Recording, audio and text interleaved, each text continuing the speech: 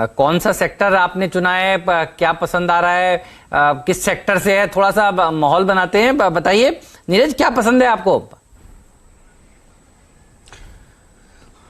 देखिए, मुझे तो लॉकडाउन के वॉरियर्स, लॉकडाउन के विनर्स, लॉकडाउन के बेनिफिशरीज यही पसंद है। अब इसमें से सोच लीजिए कि लॉकडाउन से सबसे ज्यादा फायदा किनको हुआ है। लॉकडाउन से सबसे ज्यादा फायदा किसको हुआ है? Any guesses Veeru? Yes, Veeru सोच में है बहुत गहरी। वीरू बता दीजिए कुछ अगर समझ में आ रहा हो तो। मयूरेश जी, एनी गेसेस? कोई सेक्टर? मुझे 5 मिनट दे दीजिए नीरज जी। तो मयूरेश जी से पूछते हैं। मयूरेश जी नहीं, चलिए कोई बात नहीं। ये सर, मैं डिटेक्टिव मूवी देखना अभी और शुरू करेंगे सर। हाँ, मुझे भी करनी पड़ेगी सर, बड़ा टफ होता है ये इसको डिकोड करना। तो नीरज जी, थीम तो आपका बढ़िया है। देखिए, एक बात तो पक्की है, लॉकडाउन से जिसको फायदा हुआ है उसी को चल रहा है। मुझे याद है 2 दिन से जो हमारे सेगमेंट हम लोग कर रहे हैं ना, जिसमें हम बड़े बड़े दिग्गज इन्वेस्टर्स को बुला रहे हैं, वो सब यही कह रहे हैं कि लॉकडाउन वाले से जिसको फायदा हुआ है वही थीम को आपको प्ले करना चाहिए। यहां से भी वही थीम आपको पैसा बना कर देगी। तो थीम तो आपने बढ़िया पकड़ा है। नाम बताइए शेयर का। लॉकडाउन से जिसको, हाँ, कल का खिलाड़ी आज जिसको सबसे ज्यादा फायदा हुआ और आगे भी होता रहेगा, वो है आईटी सेक्टर। आईटी सेक्टर में भी मैंने उन लोगों को नहीं चुना है जो केवल सर्विसेज में है। हम जो छोटे छोटे प्रोडक्ट बनाते हैं उनको चुना है। कंपनी का नाम है डी-लिंक। और आपके घर में जो वाईफाई का राउटर लगा होगा ना, उसको आप जाके देखिएगा, वो डी-लिंक का नहीं होगा, वो किसी लोकल चाइनीज कंपनी होगा जिसमें कोई डिजी टाइप का लिखा होगा, क्योंकि छाप रखा था चाइनीज लोगों ने। अब वो छापा खत्म हो गया है क्योंकि सरकार ने उस पर रिस्ट्रिक्शन लगाए हैं। अब डी-लिंक जो एक ताइवान से रिलेटेड कंपनी है, उसको जबरदस्त गेन होगा। इसका उदाहरण ये है कि आप इनके लॉकडाउन के समय से इनकी बिक्री देखिए, नतीजे देखिए और इनके स्टॉक प्राइस का मूवमेंट देखिए। तो चुनने के पीछे वजह यह है कि इस कंपनी ने अपने आप को पूरी तरीके से री इन्वेंट कर दिया है इस लॉकडाउन में। ब्लेजिंग इन डिस्गाइज की तरह मौके का फायदा उठा लिया उसने, और इन्होंने कई सारे प्रोडक्ट, आप इनकी वेबसाइट पर जाके देखेंगे तो कम से कम 2 दर्जन प्रेस रिलीज पड़ी हुई है कि उन्होंने पिछले दिनों में कितने सारे प्रोडक्ट लॉन्च कर दिए, सिर्फ इसीलिए क्योंकि लॉकडाउन से उनको फायदा हो रहा था। तो डी-लिंक का जो सबसे इनोवेटिव प्रोडक्ट है, वो इन्होंने एक टेम्परेचर स्क्रीनिंग कैमरा लॉन्च किया है जिसमें 30 आदमियों को एक साथ स्क्रीन कर सकते हैं आप। आपके ऑफिस में घुसते ही जो आपको एक आदमी गन जैसी लेके खड़ा हो जाता है, उसमें एक एक करके नहीं, अब 30 आदमी वंस इन अ टाइम, और वो भी जो है कम से कम समय में, यानी 30 मिली सेकेंड में 30 लोगों की स्क्रीनिंग होगी टेम्परेचर की, और उसके साथ ही फुटेज भी होगा और अलार्म बजेगा अगर किसी का टेम्परेचर उस सर्टेन लेवल से ज़्यादा है। तो कहने का मतलब ये है कि इस तरीके के प्रोडक्ट इस कंपनी लॉन्च किए हैं, और अब चूंकि कोविड के साथ आपको भी बहुत दिनों तक रहना पड़ सकता है, तो वो फायदा होगा। इसके साथ ही इन्होंने एक वाईफाई 6 सीरीज का राउटर लॉन्च किया है। इस राउटर की खूबी है, ये मैं आपको इसलिए बता रहा हूं क्योंकि जनरली लोग इनको एक इक्विपमेंट है घर में कोई लगा गया समझे, ये राउटर आपके कई सारे इक्विपमेंट को एक साथ सिंक्रोनाइज करता है, और ये 6 सीरीज इनकी मोस्ट एडवांस सीरीज है, वो इन्होंने लॉन्च किया है। इसके अलावा बहुत सारे और टेक्निकल चीजें हैं जो इस समय आप पढ़ लेंगे तो देख लीजिए, बहुत सारी लॉन्च की हैं। फायदा इसको ये है कि चूंकि अभी इस समय बहुत सारी जगहों पे कनेक्टिविटी है, कैमरा है, राउटर है, ये सब चीजें खरीदी बिक्री हो जा रही है क्योंकि लॉकडाउन की वजह से अब पूरा सिस्टम बदल रहा, तो इसको फायदा हो रहा है। आप इनके नतीजे देखिए, लॉकडाउन से पहले के जो नतीजे उन्होंने दिए थे, FY18 से आप देखिए लगातार कंपनी ने ग्रो किया। 650 करोड़ का रेवेन्यू, 13 करोड़ का प्रॉफिट, 716 करोड़ का रेवेन्यू, 26 करोड़ का प्रॉफिट, और FY20 में 740 करोड़ का रेवेन्यू, 35 करोड़ का प्रॉफिट, और अब FY21 की हम दहलीज पर खड़े हैं। Q1 अच्छा नहीं गया, ऑब्वियस था कि दुकानें बंद थी, माल नहीं मिलेगा, लेकिन Q2 ऑनवर्ड जबरदस्त ग्रोथ देखने को मिल रही है।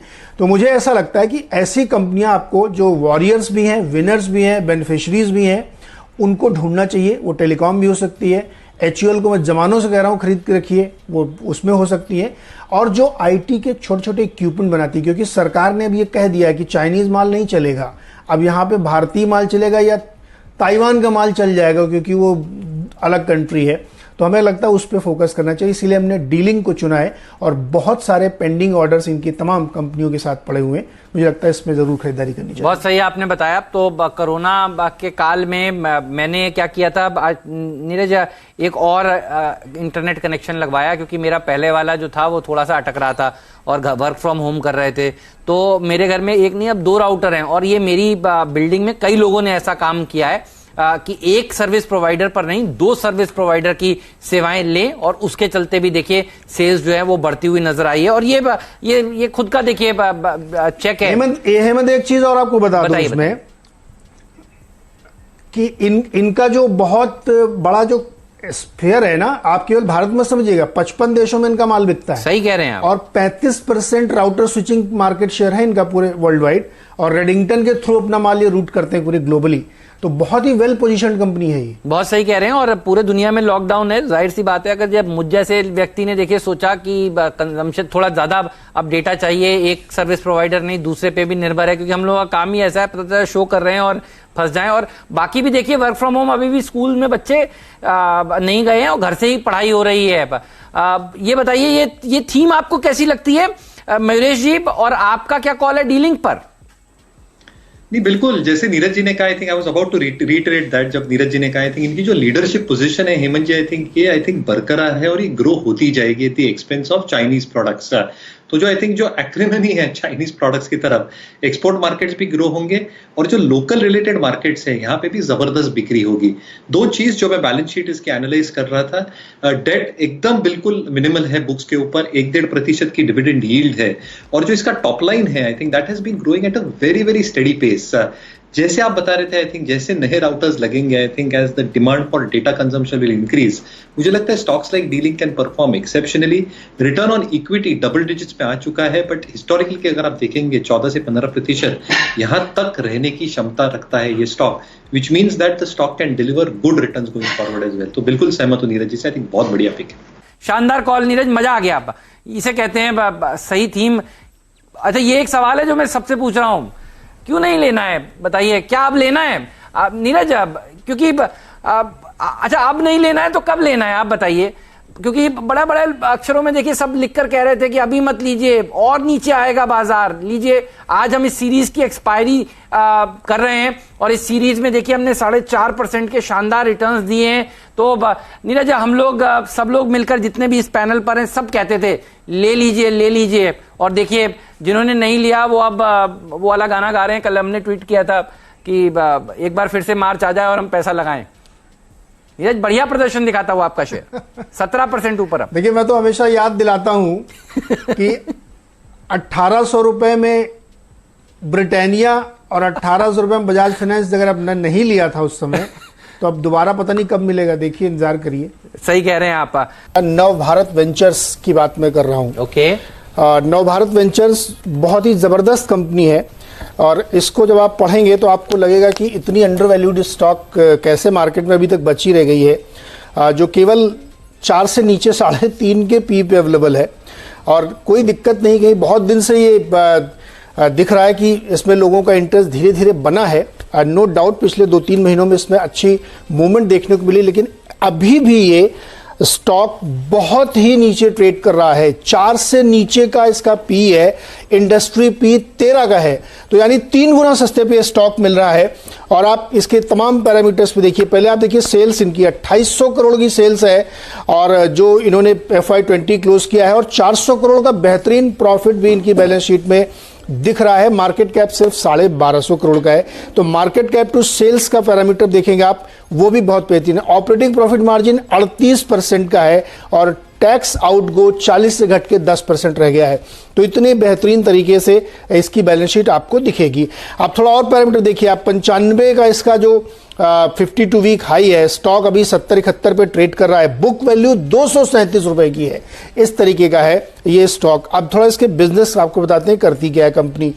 दरअसल ये फेरो एलॉयज बनाने के काम में है, जो स्टील कंपनियों के उत्पादन में इस्तेमाल होता है, और इनके पास जो है काफी बड़ी कैपेसिटी है। तकरीबन 2 लाख टन सालाना की ये सप्लाई फेरो एलॉयज की करते हैं हर साल। टाटा स्टील इनके कैप्टिव क्लाइंट हैं, इसके अलावा बहुत सारे हैं। साथ ही साथ 743 मेगावाट के fire coal fired power plant भी चलाते हैं जो उड़ीसा और तेलंगाना में है। इसके साथ ही 19 करोड़ टन रिजर्व की एक कोल माइन है इनके पास जाम्बिया में, और उसको ये रन करते हैं और उससे लगातार ये दुनिया भर की तमाम कंपनियों को कोल बेचते हैं। तो इस जबरदस्त तरीके की जो रिजर्व्स हैं, इसीलिए इनकी जो बुक वैल्यू है वो आपको इतनी ऊंची दिखाई दे रही है और स्टॉक प्राइस काफ़ी नीचे है। और आप इसकी बैलेंस शीट में जाएंगे तो प्रॉफिट भी बेहतरीन दिख रहा है, मार्जिन भी बेहतरीन दिख रहा है और मुनाफा तो इन्होंने कमा के दिखाया ही है। तो हमें लगता है ये ऐसे स्टॉक्स जो अभी भी बहुत अंडर वैल्यूड पड़े हैं, जहाँ पे लोगों की नज़र नहीं गई और मेटल सेक्टर अब धीरे धीरे रिवाइव करना शुरू किया है, वहाँ पे आपको एक बेहतरीन वैल्यूएशन मिलेंगे, पिक मिलेगी, खरीदारी करनी चाहिए। इक्विटी रिटर्न भी आप 12-13% का इसमें देख रहे हैं, 26% की सेल्स ग्रोथ है। तो मुझे लगता है कि एक बेहतरीन स्टॉक है, इसको ज़रूर रडार पे रखना चाहिए। बिल्कुल सही फरमा रहे हैं आप हेमंत जी। जिस हिसाब से बुक वैल्यू के नीचे है 238 की बुक वैल्यू और लगभग 73 का प्राइस, तो आप ये मान के चलिए कि लगभग आपको 0.25 टाइम्स बुक पर मिल रहा है ये, और सिर्फ 1200 करोड़ की मार्केट कैपिटलाइजेशन, जैसे नीरज जी आपको बता रहे थे। तो मैसिव अंडर वीडियोस को देखने के लिए आप जरूर से सब्सक्राइब कर ले हमारे YouTube चैनल को। फ्रेंड्स, मिलते हैं अगले वीडियो के अंदर, जब तक के लिए गुड बाय।